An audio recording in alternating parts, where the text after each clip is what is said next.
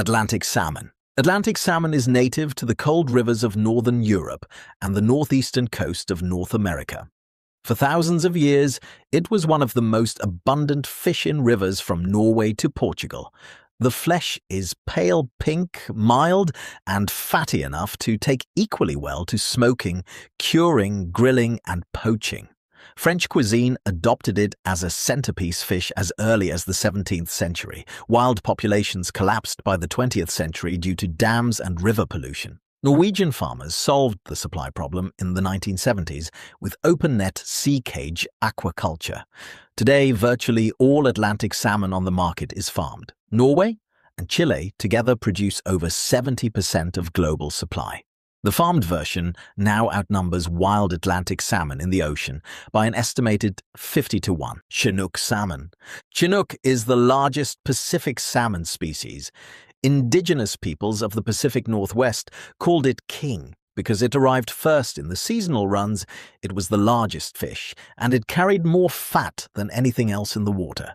That fat is the reason Chinook became the most prized salmon at the table. The flesh is deep orange-red, rich and buttery. It is the salmon most requested by high-end chefs and the one most associated with omakase sushi counters in Tokyo, New York, and London. Wild Chinook from Alaska regularly sells at wholesale above $30 per pound. Spring Chinook carry the most fat because they have the longest river journey ahead and need the reserves. Fishermen, chefs, and buyers track run timing specifically because of this. Sockeye salmon. Sockeye is the salmon most associated with deep red flesh. The color comes from astaxanthin, a pigment that accumulates from the krill and zooplankton it eats in the ocean.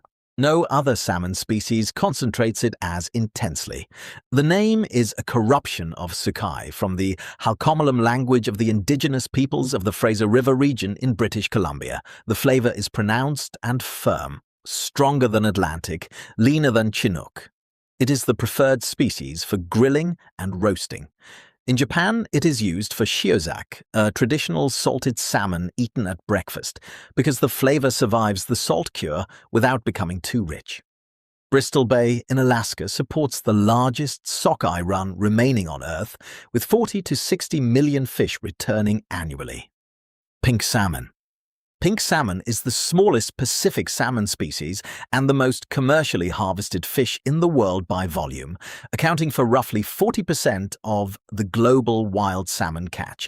Every pink salmon dies at exactly 2 years old. The fixed life cycle means the flesh is always young, always lean, and always mild, ideal for canning, where texture and strong flavor are not the point. Most canned salmon sold in supermarkets globally today is pink. Fresh pink salmon is best treated simply, steamed, lightly poached, or used where a delicate, non-oily fish is an advantage. It is underused in restaurant kitchens, largely because its reputation was built inside a tin rather than on a plate. Coho salmon. Coho, also called silver salmon, is native to the Pacific coast, from Alaska down to Monterey Bay in California. Among Pacific salmon, it sits in the middle, larger than pink, smaller than Chinook, with fat content and flavor that fall between the two. The flesh is orange-red, firm, and mild enough to grill, pan roast, or smoke well. In the Pacific Northwest, it became the most common salmon at everyday tables because it stayed available fresh through autumn and into winter, when other runs had ended. In the 1980s, Chile farmed coho extensively for the Japanese market. A catastrophic outbreak of infectious salmon anemia between 2007 and 2009 destroyed nearly a third of Chile's salmon industry and disrupted Japan's fresh coho supply for years. Chum salmon. Chum is the second largest Pacific salmon species and one of the widest ranging, found from California to Korea. Despite its size, it is the least valued at the fresh fish counter. The flesh is pale, nearly flavorless compared to every other species, and the name, from the Chinook jargon word tsum meaning spotted, did nothing to help its reputation. Its roe changed everything.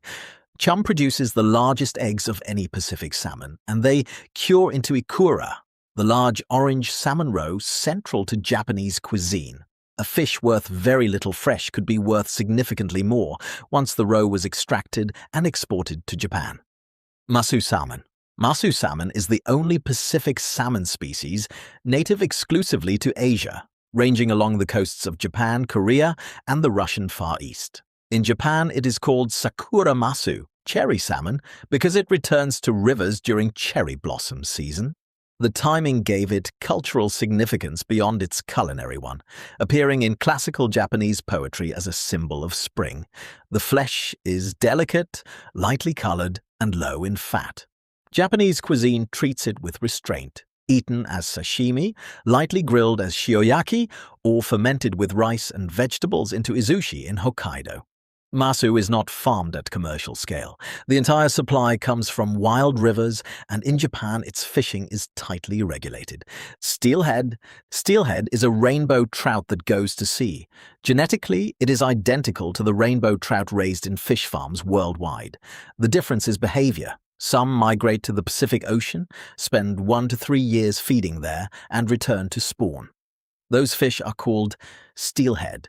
The ocean changes them completely. A river rainbow trout has pale, mild flesh.